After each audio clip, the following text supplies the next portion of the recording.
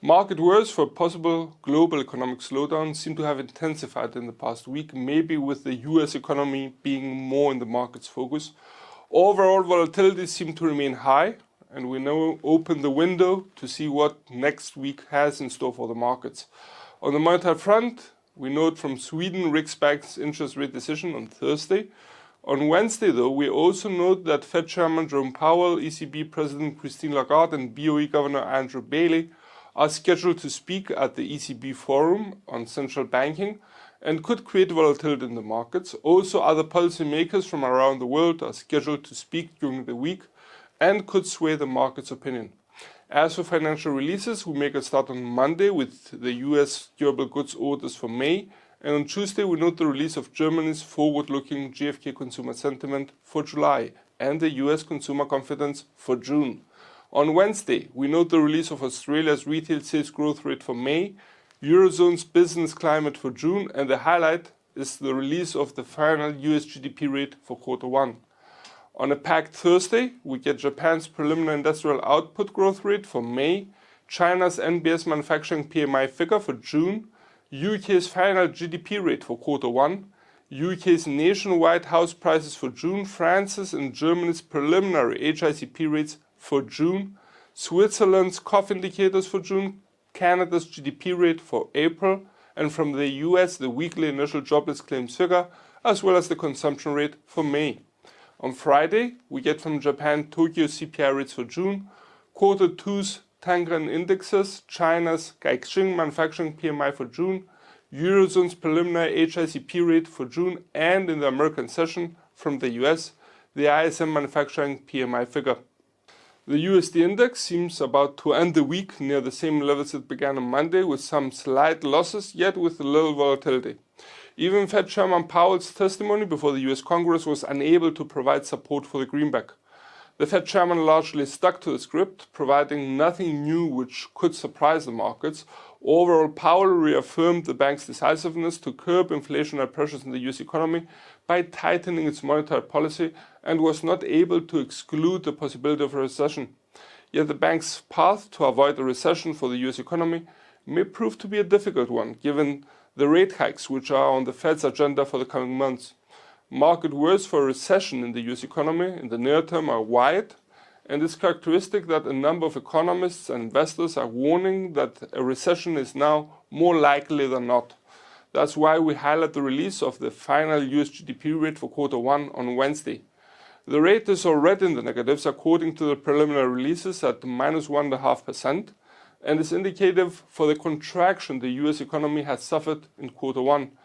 Before that, though, on Monday, we note the release of the US durable goods growth rate for May, and on Tuesday, we note the release of the US consumer confidence indicator for June. On Thursday, we get the Fed's favorite inflation measure, the core PCE price index, and the consumption rate, with both releases being for May, as well as the weekly initial jobless claims figure. Finally, on Friday's American session, we note the release of the US ISM manufacturing PMI figure for June. The pound seems to have remained rather stable against the US dollar, the euro, and the JPY. On a macroeconomical level, besides the worries for the shrinking of the UK economy as evidenced by the GDP rates for March and April, we also highlight the release of the CPI rates for May, which showed that inflationary pressures in the UK economy remain high as the headline rate ticked up, reaching 9.1% year on year. It should be noted that the core CPI rate slowed down though, which would imply that the rise of prices was fueled by a jump in prices of food and energy. Also, we note that the headline rate slowed down on a month-on-month level, which could imply a relative stabilization of prices at rather high levels though. Thus, we may see stagflation actually looming over the UK economy in the coming months. At the same time, we note that BOE had hiked rates in its last meeting last week, yet only by 25 basis points, which may prove to be insufficient to avert inflationary pressures being ingrained in the UK economy. An additional worry was mentioned by BOE rate setter Catherine Mann, which stated that the weak pound could be a source of imported inflation and that the bank may have to proceed with a faster tightening of its monetary policy. It should be noted that inflation is expected by BOE to remain in the area of 9 to 10% year on year, and accelerate to 11% year-on-year in October. Hence, we highlight the final GDP rates for Q1 on Thursday, which, mind you, at the preliminary release were at 0.8% quarter-on-quarter, and also note the release of UK's nationwide house prices for June the same day. JPY is about to end the week slightly stronger against the US dollar after reaching a new 24-year low level, but remains also relatively stable against the euro and the GBP. BOJ's monetary policy tends to weigh on the Japanese currency, especially if set in contrast with other central banks that have started or are about to tighten their policies. The bank, in its latest interest rate decision last Friday, kept rates unchanged at minus 0.1% and had mentioned in the accompanying letter that the bank will purchase a necessary amount of Japanese government bonds without setting an upper limit, so that the 10-year bond yield will remain at around 0%. Yet the bank's decisiveness to defend its ultra-loose monetary policy and the 0.25% cap for the 10-year government bond of Japan to support the Japanese economy does not pass without criticism. It's characteristic that a Japanese government official was reported by Reuters stating that BOJ's policy creates a negative spiral for the yen, which in turn highlights the need for the bank to tweak its yield cap policy. It should be mentioned, though, that Japan's CPI rates remained rather stable for May, which may ease somewhat the pressure on BOJ. On a more fundamental level, we note that JPY's dual nature as a national currency and a safe haven could be enhanced in the coming week, and should the general level of uncertainty in the international markets rise, we may see the yen getting some support and vice versa. As for financial releases, we make a start with the release of the preliminary industrial output growth rate for May on Thursday. On Friday, we note the release of Tokyo CPI rates for June and highlight the release of the Tangan indexes for Q2. The common currency is about to end the week with some slight gains against the US dollar and remains relatively stable against the pound and JPY. On a monetary level, ECB's intentions to hike rates in July by 25 basis points seem to have been reaffirmed in the past few days, yet the width of the September hike remains to be seen. Comments made by ECB chief strategist Philip Lane were characteristic, as he was reported stating that "I think it's enough to say that the size of the September increment will reflect our ongoing or evolving assessment rather than revisit the size of the increment in July." At the same time, ECB President Lagarde defended the bank's anti-fragmentation policy for Euro members' borrowing costs, as she was reported stating, "You have to kill it in the bud." It should be noted, though, that our worries for economic outlook of the Eurozone are still present and actually were enhanced after the preliminary release of the PMI figures for June. It was characteristic that the figures for France and Germany, the two key economies of the zone, but also the Eurozone as a whole, dropped beyond expectations, implying a wider slowdown of the expansion of economic activity across member states and sectors for the current month. In the coming week, we highlight the release of the preliminary HICP rates for June of Germany and France on Thursday, and for the Eurozone as a whole on Friday. Should the rates accelerate further, we may see the common currency getting some support, as the pressure on the ECB to tighten its monetary policy more decisively would rise further. Also, we would like to note the release of Germany's forward-looking GfK consumer sentiment for July on Tuesday, Eurozone's business climate indicator for June on Wednesday, as well as Germany's and the Eurozone's unemployment rates for June and May respectively on Thursday. AUD is about to end the week at the same levels against the US dollar as the week began. On a monetary level, it seems that RBA Governor Philip Lowe may have been able to provide some support for the Aussie during Tuesday's Asian session, as he stated that the bank would be considering the possibility of a 50 basis points rate hike in its July meeting. Also, the release of the bank's June meeting minutes showed that the Australian economy had significant underlying momentum and inflationary pressures were pronounced, while members also agreed that further steps would need to be taken to normalize monetary conditions in Australia over the months ahead, which reaffirmed the bank's hawkish intentions. Yet on a fundamental level, as a commodity currency, market worries are intense for a possible global economic slowdown. Keeping this in mind, we tend to focus on China as the Australian economy is closely linked to the Chinese economy. Hence, we highlight the release of China's NBS and Caixin manufacturing PMI figures for June on Thursday and Friday respectively. The indicators readings were below the cutoff point of 50 in May, implying a shrinking of economic activity in the crucial manufacturing sector of China, and should the readings drop further, we may see the Aussie weakening, as such results could imply also a shrinking of order books for Australian exporters of raw materials to China. Also on local data, we would note the release of Australia's retail sales growth rate for May due out on Wednesday. Overall, should the market sentiment for the outlook of the global economy turn even more sour, we may see the Aussie weakening further, given its sensitivity as a commodity currency. The CAD seems about to end the week stronger against the US dollar after 2 consecutive weeks of losing ground. It should be noted that on a macroeconomic level, the retail sales of Canada for April accelerated more than expected, providing some support for the loonie. Also, we note that Canada's CPI rates for May accelerated beyond expectations, both at a core as well as an overall level, on a month-on-month as well as on a year-on-year level.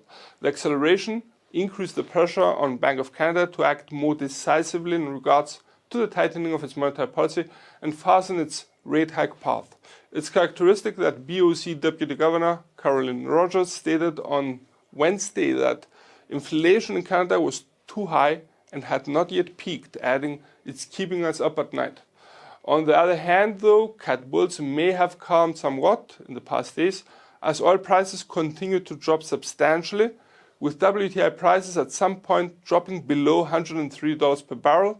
The extensive market worries for possible recession and the possible adverse effect on the demand side of the oil market practically victimized oil prices. Given that Canada is a major oil producing economy, it's understandable that a possible further drop of oil prices could also have an adverse effect on the loonie as well. Also, the nature of the CAD as a commodity currency tends to make it sensitive also to the global economic outlook.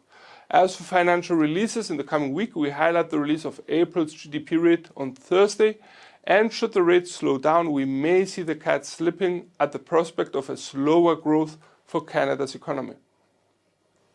As a closure, I would like to note that we expect the US dollar to regain some of the initiative over other currencies, given the accelerating frequency and increased gravity of US financial releases in the coming week, probably also seeing some increased volatility. On the other hand, certain currencies may come under increased volatility and move independently at certain points in the coming week. For example, the common currency at the release of the preliminary HICP rates for June. We would like to make a small comment though also for Riksbank's interest rate decision on Thursday. The bank is expected to hike rates by 25 basis points, raising the interest rate from 0.25% to 0.50%. It's characteristic that SEC OIS imply that the market has fully priced in the rate hike, hence it may take more than a simple rate hike for the SEC to get some support.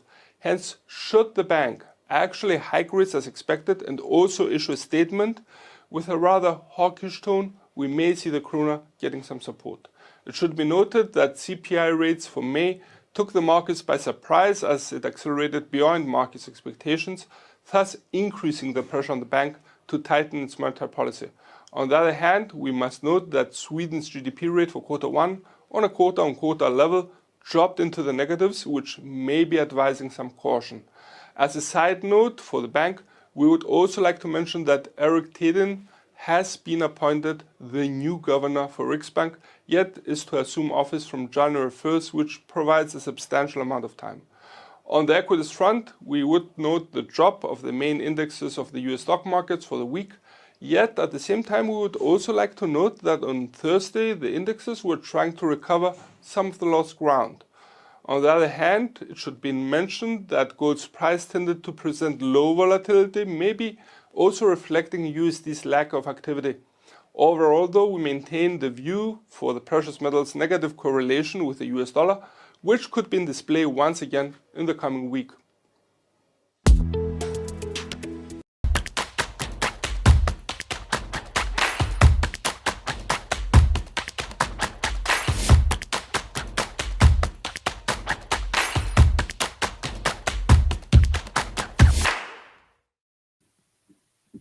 Welcome to the technical analysis part of the presentation for today. Now we tend to have the US dollar on the forefront. That's why we have the USD index for our chart on your screens right now. We're adjusting the levels. Note how the pair, as per expectations yesterday, continued tight range-bound movement. And it's characteristic also that the Bollinger Bands remained at rather low levels, implying that the volatility for the index was quite low. We maintain the view for a sideways motion between the 103.20 and the 105.55. Please note also that the RSI indicator has dropped a little bit just below the reading of 50. Nothing bearish yet though. I would expect a wider drop in order to see the price action breaking the 103.20 and start aiming actively for the 101.30 before switching our bias for a sideways motion in favor of a bearish outlook. On the flip side, should the bulls take over, we may see the price action rising, breaking the 105.55 and start aiming for the 107.50. Consecutive higher peaks and higher lows could start forming, in such a case, a possible upward trend line, i.e. forcing us to switch our bias for sideways motion, in this case in favor of a bullish outlook. Moving on to the euro against the US dollar. Once again, a bias for a sideways movement seems to be maintained as the price action remained between the 1.06 and the 1.0480 despite an upward movement. It was quite slow, and I would dare to say that given that the Bollinger Bands remained rather narrow and the RSI indicator has put some distance, some slight distance between itself and the level of 50, yet still nothing worrying on the bullish side here. Actually, the pair seems to be reflecting more the slight drop of the US dollar. So we tend to maintain our bias for a sideways movement between the 1.06 and the 1.0480 for the time being. Note though that should the bears actually take over, we may see the price action breaking the 1.0480 and start aiming actively for the 1.0355, which also provided support here and should not be underestimated at any given moment. On the flip side, should the bulls take over, we would expect the price action to break the 1.06 and start aiming for the 1.0755, which was also the upper boundary of the pair's sideways movement. That was from the 24th of May until the 9th of June. Let's have a look now at cable. Cable also maintained a sideways movement between the 1.2325 and the 1.2175. Let me adjust the levels just a bit. That's it. Note also that there are some slight bullish tendencies here with a number of green candlesticks. Correction, green, correction, green, correction, green. It's quite nice actually. If we move to the 1 hour chart, that should form an upward trend line. Here. But for the time being, I would maintain our sideways movement until the price action actually breaks the 1.2325. That would be the first signal for a switch from a sideways motion into a bullish outlook. And actually, I would expect the price action to start actively aiming for the 124.70, which used to be prior support line. Here. And before actually maintaining a bullish outlook here. On the flip side, should the bears take over for us to switch into a bearish outlook, we would require a clear breaking of the 1.2175 and for cable's price action to clearly start aiming for the 1.2070. We're always talking about the 4 hour chart here. On the other hand, some bullish tendencies we have mentioned already Also note how the RSI indicator is consecutively moving higher, so that could be objective for the pair. Once again, I would require clear breaking of the R1 to switch our bias for sideways motion. Let's have a look at USD JPY.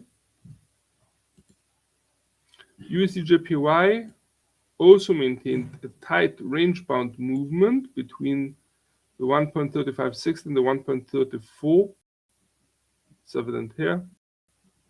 So we tend to maintain our bias for a sideways move after the drop, actually after the breaking of the upward trend line, the stabilization consecutive drop, between the 1.135.60 and the 134. The RSI indicator below our 4-hour chart remains just below the reading of 50, yet seems to be approaching it. Also reinforcing our bias for sideways motion.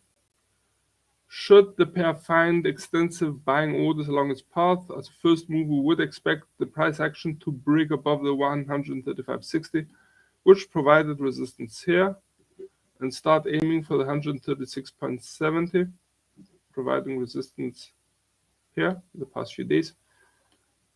And that would actually force us to start reconsidering our bias for a sideways movement, probably switching it in favor of a bullish outlook for the pair. On the flip side, should a selling interest be expressed by the market, we would expect the price action of USD JPY start dropping, possibly breaking the 134 support line, which provided support here, and start aiming for the 133, which used to be a resistance line. Should the S2 also be breached or tested, that could be a sign of a bearish outlook for the price action in the short term. Moving now to USD CADs for our chart. USD CAD, which seems to continue to revolve. Let me adjust these. Around the 1.2970 now resistance line. We would be readjusting the level once again, though, turning it into red as the price action has now turned below it. Let's set up a new support line here. Note how the price action practically, I wouldn't say bounced, but was not able to break this level, and that would be, let's have a look. Green, please, as we're talking about the support line. That would be the 1.2520.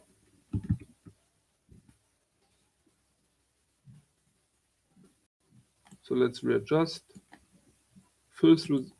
Final resistance line. Let's start with the first resistance line. The first resistance line would be the 1.2970. Next being the 1.3075.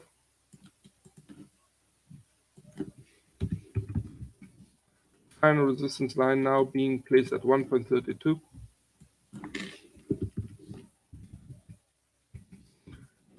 Make a start with our first support line.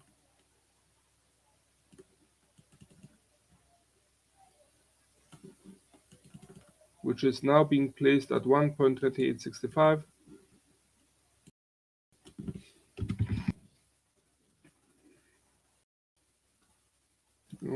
Second support line being placed at 1.2735. Sorry, 2730. And the third support line would be placed at 1.2630. I could place another one at the 1.2520.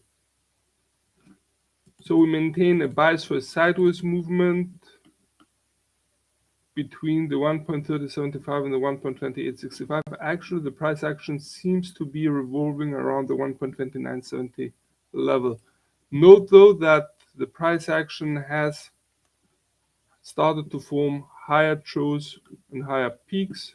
So we may see an upward movement here. On the flip side, though, we have to note that the RSI indicator has been reflecting the correction lower or the downward movement of the pair since the late American session yesterday. Let's have a look when that was exactly. Yep, since the American session yesterday, and is actively approaching, actually testing the level of 50. So we may see some bearish tendencies here coming into play should the RSI indicator actually break below the reading of 50 and start actively aiming for the reading of 30. That should push the price action lower towards the 1.2865.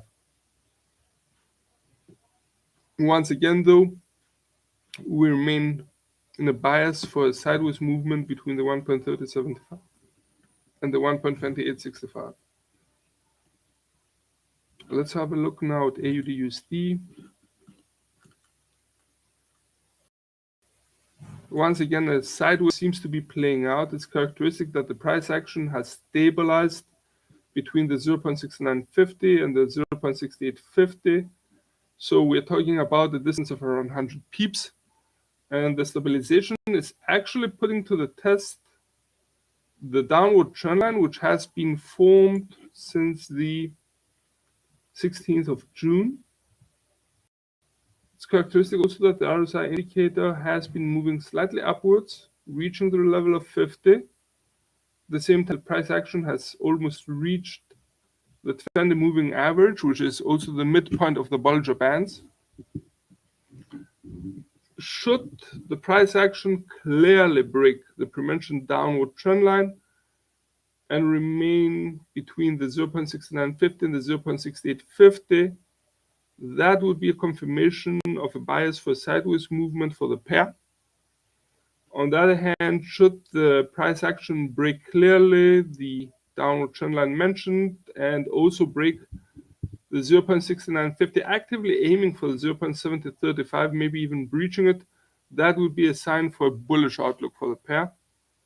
On the other hand, there's always the possibility that the pair may correct lower, giving the bears a chance to take over. And in such a case, we may see the price action breaking the 0.6850 and start aiming for 0.6730. That would practically cause a right-hand shift to the downward trend line, yet it seems that the price action is actually trying to escape the downward trend, break it.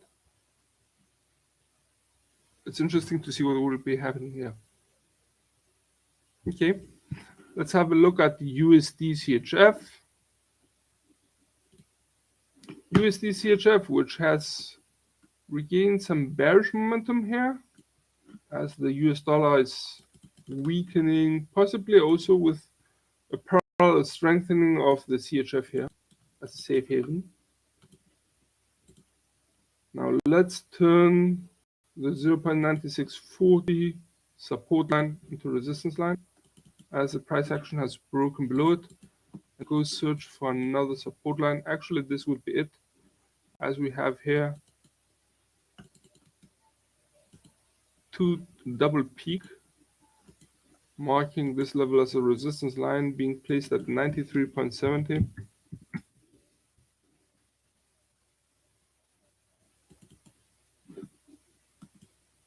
And given that the price action now is above it, that would turn into a support line.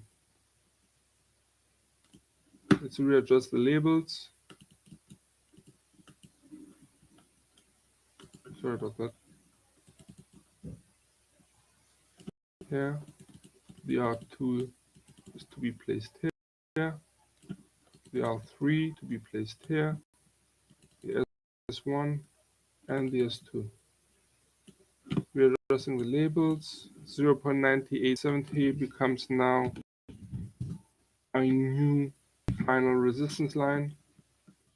Sorry, that should read 0.9875. The R2 is now being placed at 0.9765. The R1 is being placed at 0.9640. The S1, our first support line, which is expected to be tested briefly should the bearish momentum be continued, would be the 95.50. Second support line would be the 94.55 and 94.55. And the final support line would be placed at 0.9370.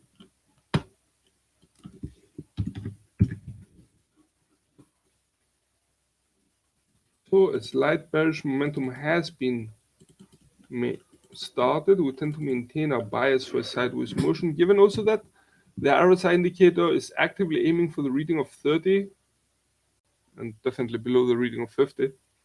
And the price action is constantly testing the lower Bollinger Band, which seems to be keeping the price action at bay for the time being, providing some support. Nevertheless, should the bearish momentum be continued, we may see the price action breaking the 0.9550 and start aiming for the 94.55. That would be producing enough chosen peaks to create a clear downward trend line, which would be practically setting the limits on the downward motion.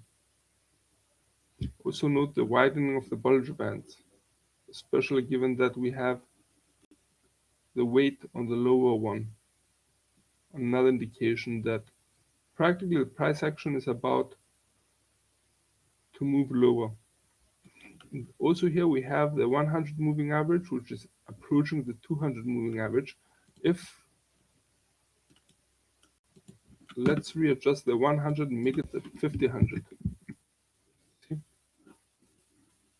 Closer to the price action. That would be practically signaling us that the price action has shifted towards a bearish outlook here.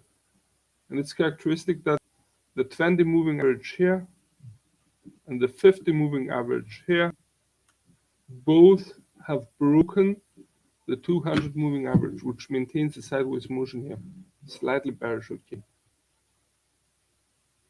So the downward movement has intensified over the past 24 hours, despite the correction here, upward. It's still present. Should the US dollar continue to weaken or the CHF strengthen, I wouldn't be surprised to see the downward motion being intensified further, once again breaking the 0.9550 and start aiming for the 0.9455. Note how the S1 was able to provide considerable support from around the 24th of May until the 3rd, 4th of June. So it was a prior lower boundary of the pair's sideways movement in that area, in that period. Let's have a look at gold's price. Actually, let's have a look at stock markets, especially let's have a look at NASDAQ. Oh yeah, that's interesting to note. Note how the price action has moved upwards. It had an upward movement here. It was interrupted, some stabilization, but now the price action has moved definitely upwards with an upward trend line being formed. Note the RSI indicator, which has practically broken. No, it hasn't broken, but it's still moving actively towards the reading of 70 and is implying a bullish sentiment for the index. So we would expect an upward motion to be expressed, especially in the opening of the American session, which could, under certain circumstances, break above the 12,100 and start aiming for the 12,440. It's a very, very interesting chart, and if you can see, we can also note a similar upward movement of the S&P 500 and Dow Jones. So practically all three main stock market indexes have been moving upwards, seem an effort to catch up with last week's losses. Actually, when was this exactly?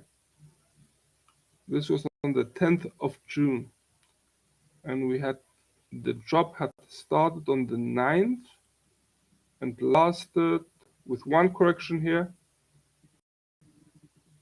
hitting a low point at 11:30 at the 16th June and since then has started moving out slowly but steadily. There's some hesitation. How it seems that this hesitation has been broken during today's European session, the pre-market hours, especially given that the RSI indicator has moved decisively near the reading of 70.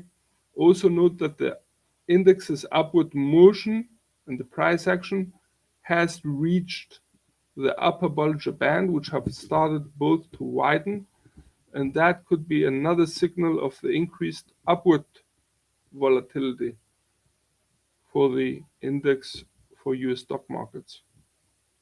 That's quite interesting, actually. On the other hand, note how the 200 moving average, the 100 moving average has still not actually managed to start converging towards the 200 moving average. That's something which would be practically changed should we switch from a 50 moving average to from a 100 moving average to 50. Oh yeah. And see the curve being formed while the 20 moving average is about to cross the 51. That should be it. From all of us here at IronFX, wishes for solid trading.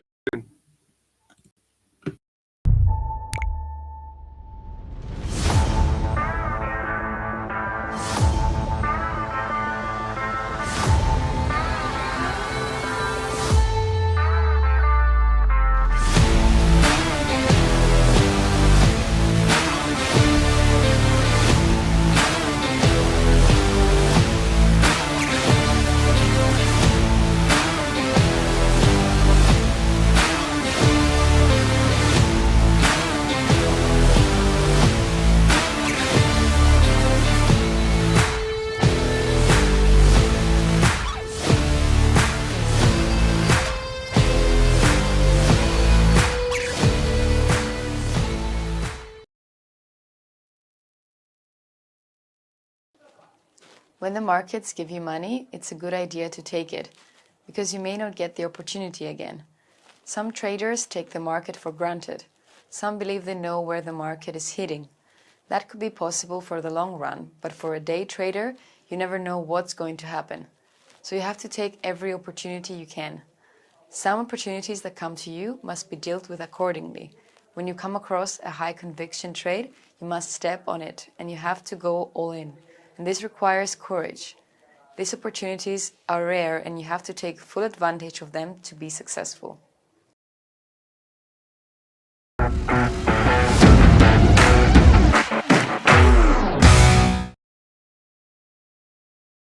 A lot of traders tend to be interested in things that may not serve toward their overall goal. If you're trading, your main priority should be to protect your money. Even if things go completely wrong, you still have to continue. Traders are focusing more on how much they would like to make instead of keeping in mind how much they're actually risking. What if the unthinkable happens? Under normal circumstances, you should expect the market to move against you and test you. Are you prepared for the worst-case scenario? My experience tells me that you should be ready for a bad day. And whilst it isn't a great thing to deal with at the time, being able to embrace it as a learning moment will make you a better trader. So a loss is particularly a win if you're able to learn something from it.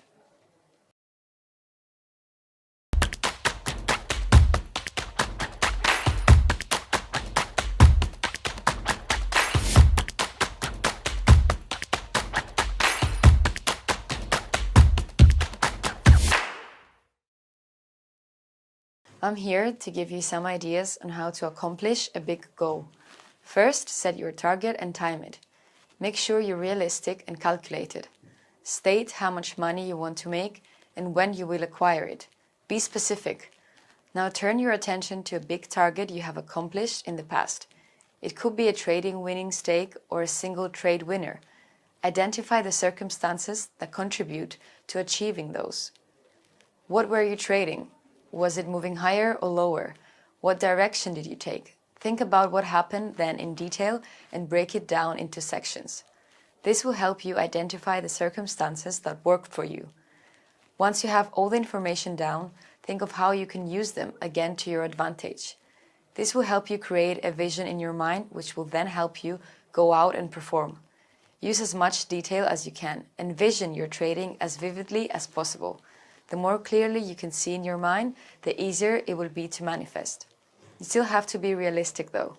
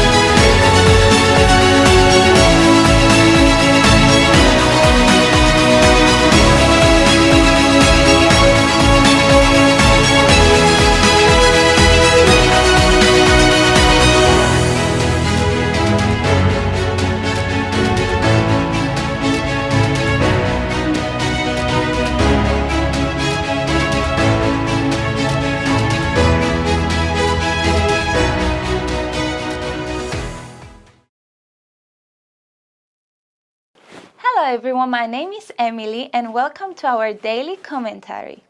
The USD index tended to remain in a tight range-bound motion against its counterparts, yet lost some ground against the JPY. Yesterday and during today's Asian session, as worries for a possible recession in the US economy are still very present in the market. The Fed seems to have a steep rate hiking path ahead of it, and it's characteristic that Fed Board Governor Bowman yesterday supported the idea of a 75 basis points rate hike in the bank's next meeting in order to curb inflationary pressures. Also, Fed Chairman Powell, in his second testimony before the US Congress, stated that the Fed's commitment to fight the 40-year high inflation is unconditional, also underscoring the bank's decisiveness to curb inflation pressures. Overall, the Fed's monetary policy stance seems to be united and hawkish, yet the market seems to have priced it, while at the same time the Fed's stance is the one triggering the market worries for a possible recession in the US economy. Today, we note the planned speeches from St. Louis Fed President Bullard and San Francisco Fed President Daly, which could sway the market's opinion to either direction depending on the content of the statements. As for financial releases, we note the release of the final University of Michigan consumer sentiment for June, as well as the new home sales figure for May, which is expected to drop, and if so, could weaken the USD as it would imply a slowdown of economic activity for the US construction sector. USD against JPY dropped yesterday, breaking the 135.20 support line, now turned to resistance. As the pair has started to print lower truths and lower peaks, we tend to be biased for a bearish movement of the pair. The RSY indicator below our 4-hour chart is just below the reading of 50, implying a sideways movement, yet should the indicator move even lower, we may see some bearish tendencies. Should the selling interest be continued, we may see the pair aiming, if not breaking, the 133.50 support line. Should the pair find a substantial number of bids, we may see it breaking the 135.20 resistance line and aim for the 136.50 level. The common currency took a hit yesterday, yet was able to remain relatively stable against the USD as the preliminary PMI figures for June came out far lower than what was expected, especially the one for Germany's manufacturing sector. Our worries for the economic outlook of the Eurozone are still present and actually were enhanced given also that Germany has been ringing the energy alarm as a substantial reduction of gas supplies from Russia through the Nord Stream 1 pipeline over the past few days has been reported. Today, we note the release of Germany's IFO indicators for June, and the current conditions indicator is expected to drop, implying a worsening of the situation on the ground for the largest economy in Europe, while the expectations indicator is expected to rise, which could imply some optimism.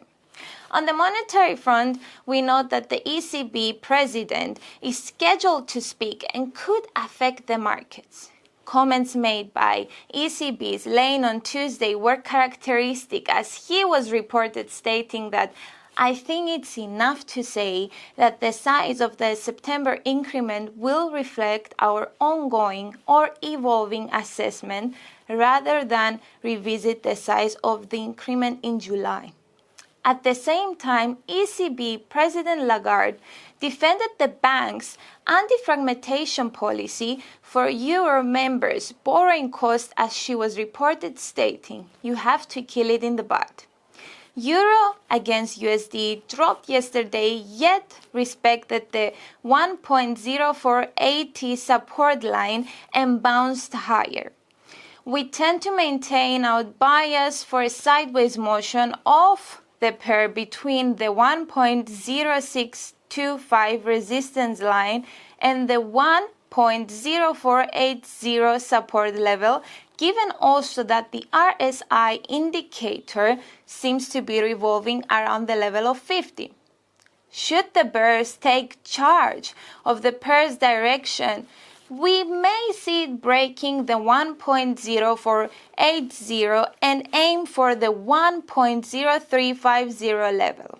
Should the bulls take over, we may see the pair breaking the 1.0625 resistance line and aim for the 1.0735 level. Thank you very much.